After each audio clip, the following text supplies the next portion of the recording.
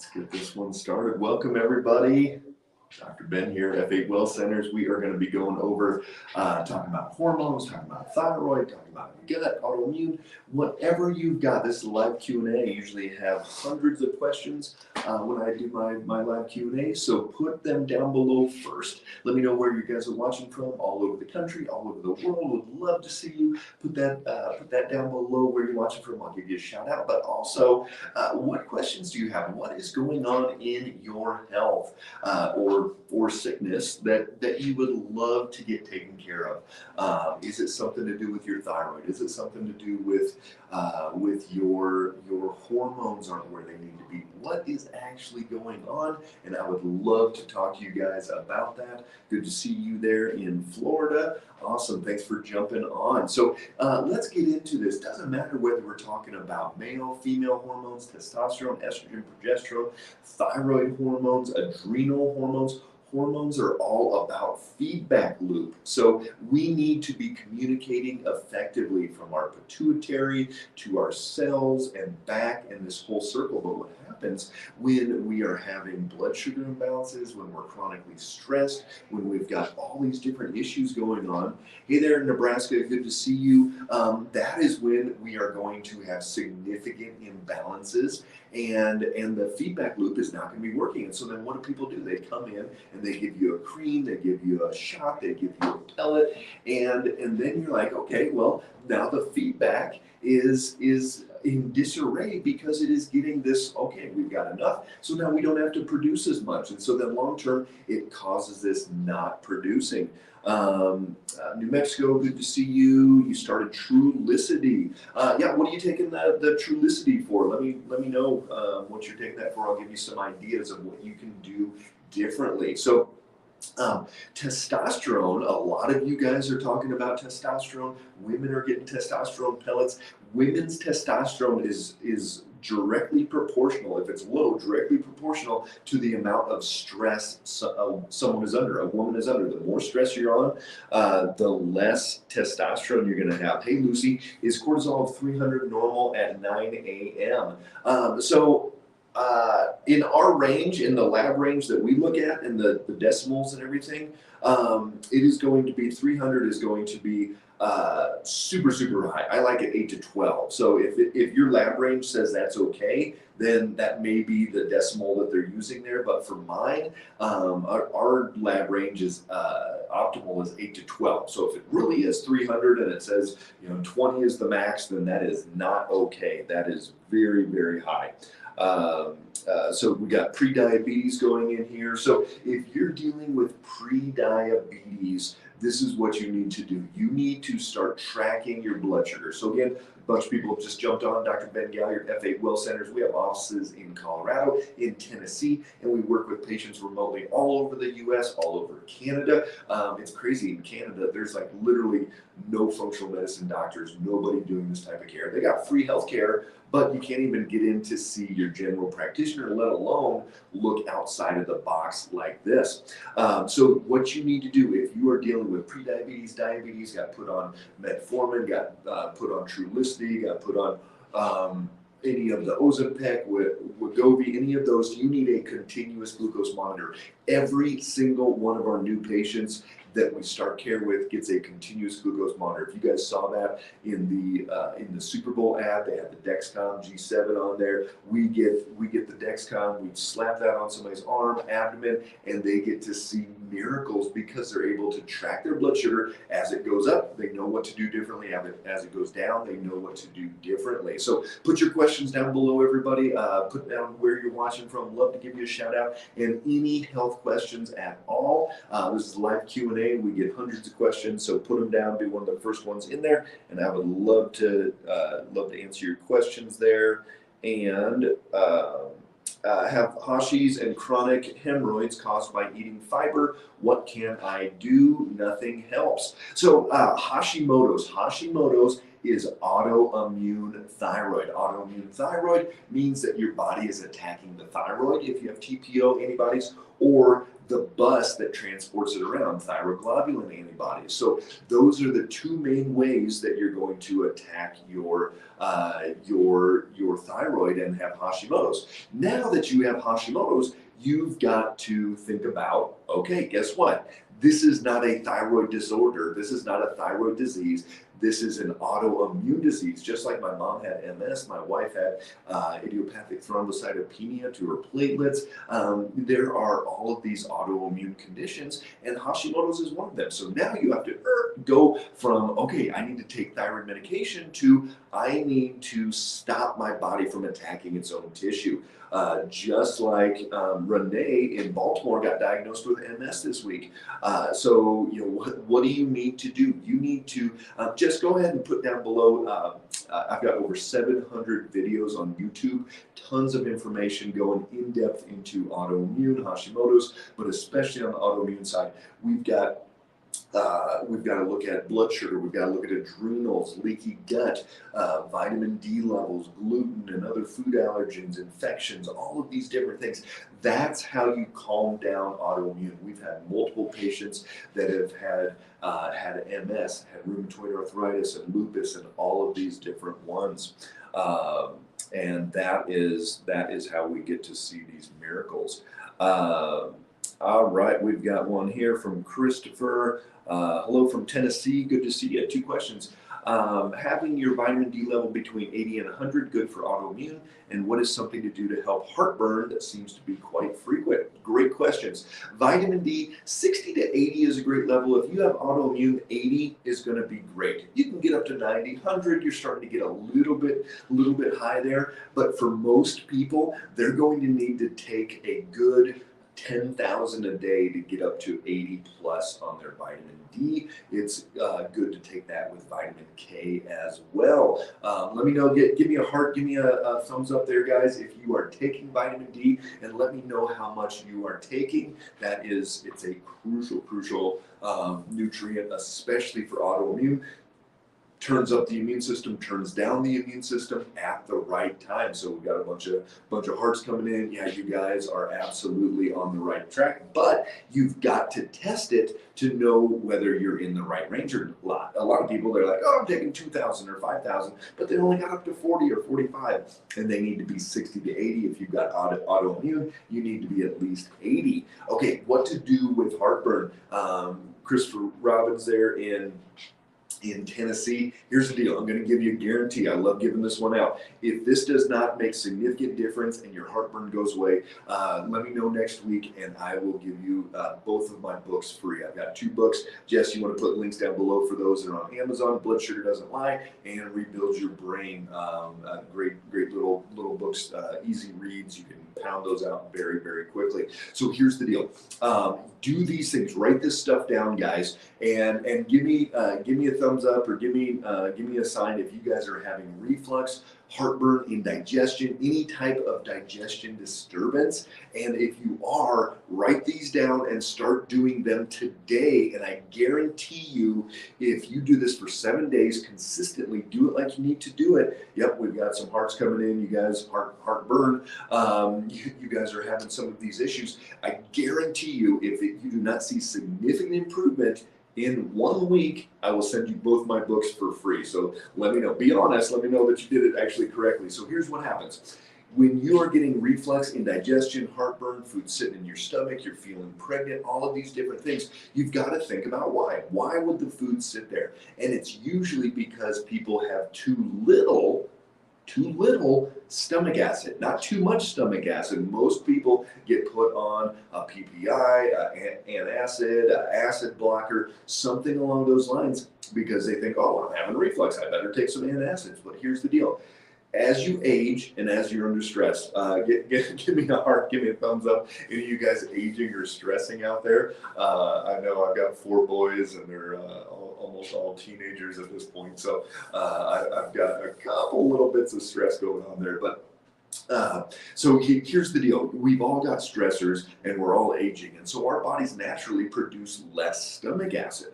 And so when we are under this stressful state, we don't make enough, and you can be in fight or flight or resting and digesting, so you're not digesting well. So then you got to think about how can we actually get more stomach acid, and do these 4 things, and you're going to see a significant difference. Number 1, you're going to chew 30 times per bite. So every bite, chew, chew, chew, chew, chew. You're going to annoy your neighbor, your spouse. My wife has to sit at the other end of the table from me because I chew so much. But do this, chew 30 times per bite. Do it every single bite. Number 2, you're not going to drink fluids with your meals. So do not sit there and gulp, gulp, gulp every time you take a bite. If you need a sip or 2, that's fine, but do not drink 6, 8, 10, 12 ounces of fluid at a meal. Maybe 1 or 2 ounces, a couple little sips, but that is it. No fluids with your meal, otherwise you dilute that stomach acid. Number 3, and this one's going to be the trickiest, you're going to properly combine your food. So you're going to keep your proteins and your starches separate. At your meals, you can do a protein, vegetable, fat, or you can do a starch, vegetable, and fat, but do not do the protein and starches together. Neither one of those is going to digest very well. It's going to sit there and it's going to ferment and putrefy and start pushing back up on that sphincter, and you're going to have reflux. And then number 4 is eat in a relaxed environment. So at lunch today, close your laptop, go away from your desk, go outside, sit in the sun, whatever you got to do, but do not eat while you're doing a bunch of other things that will not be constructive. So do those 4 things. If it doesn't work, 7 days, 100%, crank it out. Let me know. I'll give you both my books for free. So love that question. Thanks, guys. So again, put your questions down below. And Hashimoto's, type 1 diabetes, and menopause, started gaining unexplainable weight, pulled off Synthroid. Hey, Mary, so again, you have Hashimoto's and type 1 diabetes. You are in autoimmune flare. So your body is attacking the Hashimoto's, the thyroid, but type 1 diabetes, you attacked your pancreas. And so a lot of people, they get type 1 diabetes, or they get one autoimmune condition, and like Hashimoto's, you get thrown on Synthroid, levothyroxine, and they go, okay, now you're going to be good. But you did nothing to fix that autoimmune. So that autoimmune is going to get cranking, and then it's going to attack other tissues. Dr. Ben Galliard, F8 Well Centers, we see patients in Colorado, in Tennessee, at our brick and mortar offices, but we work remotely with patients all over the United States, over Canada, even overseas. No matter what you have going on, click that link down below, schedule a discovery call, and we would love to get cranking on helping you get your life back and your health back. Brittany, I'm going to go ahead and throw out a $127 special today, just for people watching this live Q&A. I didn't tell you guys to do that yet, but make sure the team knows, if you schedule that discovery call now, $127, you're going to get that exam with the doctor. You're going to review blood work. You're going to go over all the information, about an hour and a half paperwork to fill out, all these different things. So I'd love to see you guys. Brittany will put that one down below. So with the Hashimoto's and the autoimmune and then menopause, you've got to fix the why. You've got to stabilize the blood sugar. I don't want to make it sound too simple, but it is kind of simple. We just have to go in and fix the systems that are out of balance. And whatever's out of balance, that's what we're going to be working on. A Lopez 9182, I scheduled my appointment. It's the 27th. I'm so excited. Awesome. I am super excited. Which office are you going to be at? We'd love to see if you're coming to Colorado. And let's go here. Got a couple more questions. Tips on how to get diagnosed. Many years of weird symptoms and everything is always normal. This is a great question, because so many times you go to the doctor, give me a heart, give me a thumbs up. If you've been to that doctor and they go, everything looks normal. Everything looks pretty good. Maybe we'll put you on an antidepressant. You're in all this pain. Maybe you're just depressed. Eat better, lose weight. Whatever they tell you, they don't figure out the why. So how do you get diagnosed? I'm gonna challenge you a little bit here, Violet Femme, in that you don't need a diagnosis. a traditional medical diagnosis. So you don't need to be diagnosed with fibromyalgia or Hashimoto's or adrenal, tumor on there or diabetes or whatever. You don't need that. What you need is you need to be evaluated, and your diagnosis needs to be on which systems are out of balance. So what does that mean? Systems like are your adrenals working as well as they should? Is your blood sugar stabilized 85 to 110 all day long? Is your liver detoxifying like it's supposed to? Do you have leaky gut? Is your microbiome out of balance? Do you have any food sensitivities? What is going on in your systems? And that I don't even care. When somebody comes in, I don't even care what their diagnosis is. Of course, I care, but that's not what I'm treating. And none of my FA doctors are going to be treating that. We're going to be treating the systems that are out of balance. I did a food diary and noticed gluten is a trigger. I stopped all gluten 2 months ago and I'm up. Yeah, so some people, gluten is a true food allergen and can cause major inflammatory issues. So a lot of you guys out there, give me a heart, give me a thumbs up. Have any of you guys taken foods out, taken out gluten, taken out dairy? Put down below which ones you have. And yep, here we go. JML Mom, I was just diagnosed with Hashimoto's and Sjogren's.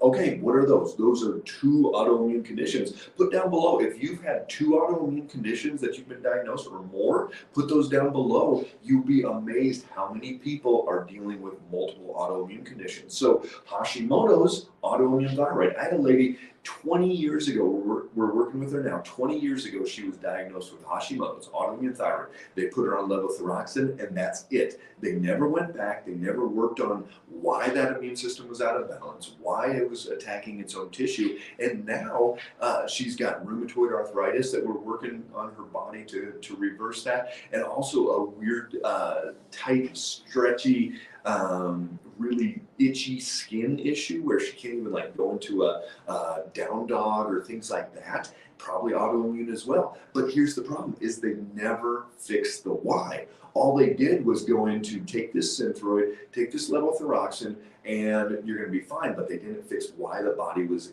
going haywire in the first place, why it had autoimmune in the first place. So if you have Hashimoto's, Sjogren's, that's going to be ANA. Hashimoto's is going to be either your TPO or your TG. JML Mom, put down below which Hashimoto's is it? Is it TPO or is it thyroglobulin?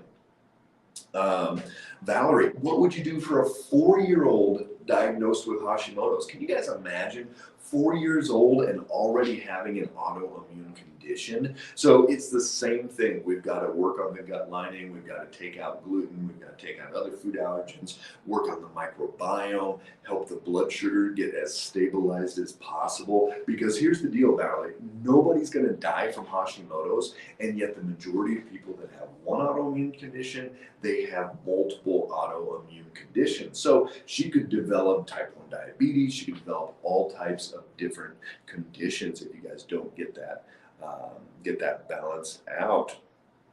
And let's jump down here. I'll go over into this one. Cloudy day. From California, my husband recently is going through hot flashes with his blood sugar at 110. What could that mean? Just one episode, cold sweat is what I meant. So two reasons why a dude would get a hot flash or a cold sweat or whatever it is. Number one, their testosterone is actually converting over into estrogen. I had a 31-year-old male yesterday that we talked to, and his testosterone is converting into estrogen, and the estrogen was high, the testosterone was low, and so he could be getting hot flashes, and it's actually a hormone thing, almost like an estrogen hot flash. That is because of insulin resistance, that is because of blood sugar, metabolic syndrome, and it is going to be spilling that testosterone over into estrogen. So major issue there. Number two would be that it's the blood sugar crashing down. So if the blood sugar crashes down and goes quickly down in the 70s, 60s, 50s, the adrenal glands will tell the liver to kick out stored glucose. And what that means is adrenaline going through the body. So people, if here, get this, guys, write this down. If you are waking up, let me know if any of you guys wake up in the middle of the night. Give me a heart, give me a thumbs up out there. Are you waking up in the middle of the night and having a hard time getting back to sleep? Hard time, you just lie there, your mind's racing, you're just like, oh my gosh, I got all this stuff on my mind, I think I'm just stressed out. Well, guess what? The majority of you guys, the reason that is happening and you get that spike is because the blood sugar is crashing down, and then that adrenaline kicks in and then kicks glucose out of the liver, and so then all of a sudden you've got this fight or flight state. I have some patients, they lay down a towel before going to bed because they know they're going to wake up in this sweating state, in this hot flash. So cloudy day, it's either so you got to check testosterone and the estrogens, and then it could also be from that low blood sugar. Let's go here.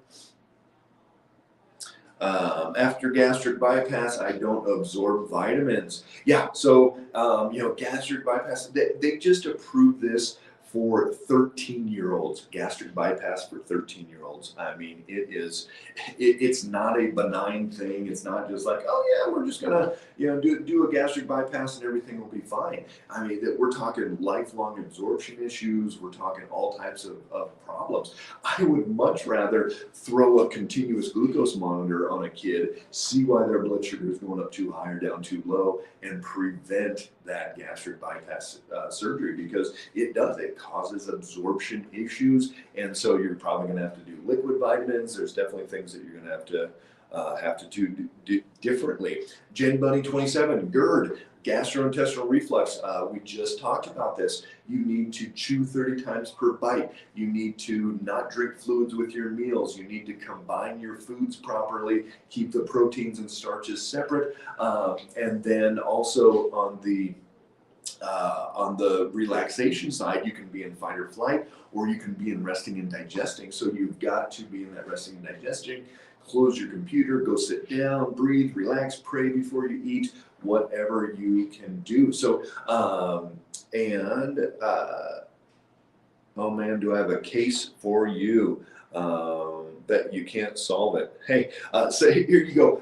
This is Keenan.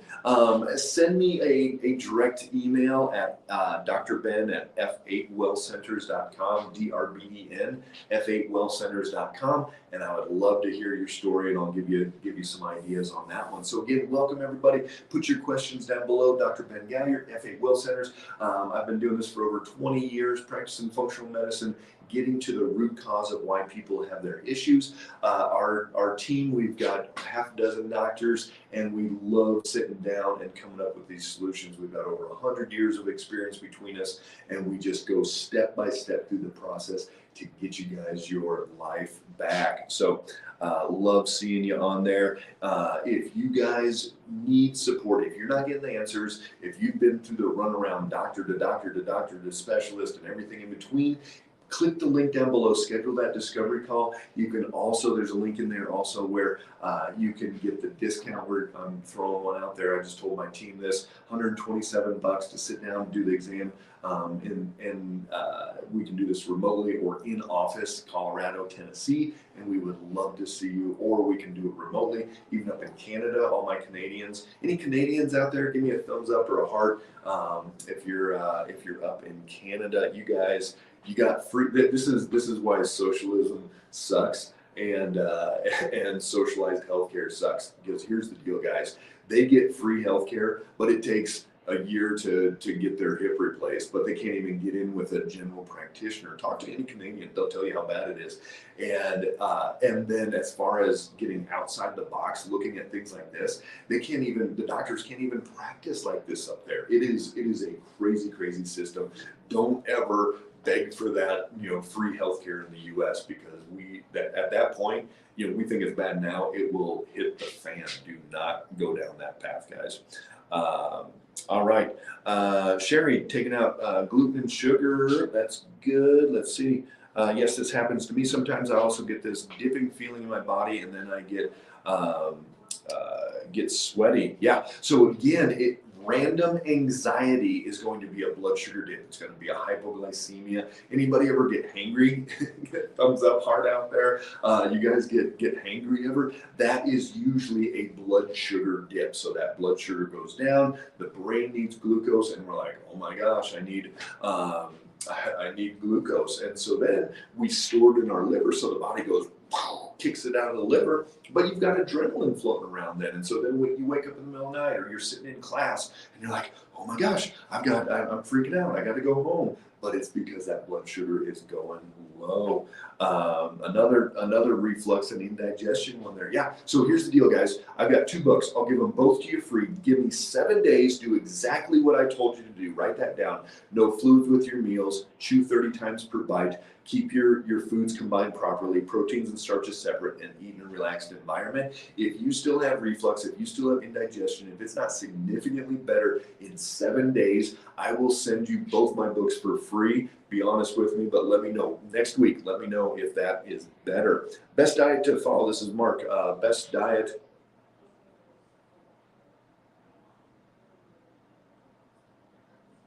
That's weird. All right, and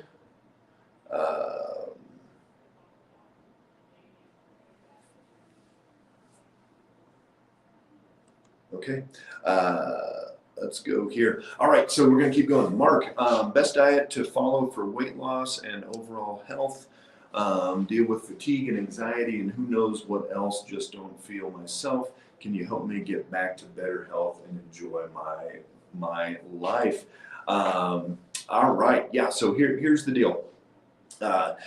First step, Mark, is you've got to take a step back and go, okay, which systems are out of balance? Which systems are not working like they're supposed to? That's why we throw the net out wide with that blood work. And then you've got to look at your hormones and your adrenals and your thyroid and your liver and inflammation and all of these different things.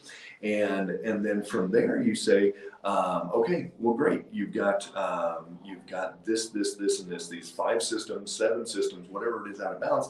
And then we start moving our feet. And so the best diet is going to be the one that keeps your blood sugar stabilized 85 to 110. You're going to need to use a continuous glucose monitor, back of the arm, on the abdomen, and you'll be able to see exactly where those spikes and where those drops are. And then from there, you need to make sure that the diet that you're eating does not throw off your digestion. So you're not going to get gas, bloating, indigestion, heartburn, reflux, anything like that. You're not going to get inflammation. Your ring doesn't get tight. Your socks aren't creating this big old ring around your ankles. Any of those things that you're pooping every day, at least 1 to 3 times a day. Nice banana, peeled banana size, that same consistency, and just really giving it your best there. So that's a huge part of it. Is you've got to get a diet for you that's going to be best for your body. And that's what we do with our patients. And then we also go through, hey, we need to work on your liver and your leaky gut and your brain and your adrenals and whatever else is going on. So great question there. And Maria, is chronic sinus drip from inflammation? I cough every day for years, constantly coughing. Yeah, Marie, I would say take out any potential food allergens and do that for like a week. So gluten, corn, soy, dairy. Do a hypoallergenic kind of a diet. And that would be huge to work on there. How do I keep blood sugar levels even? Deborah, great question. So 85 to 110 is where I want that all day, every day. But think about this.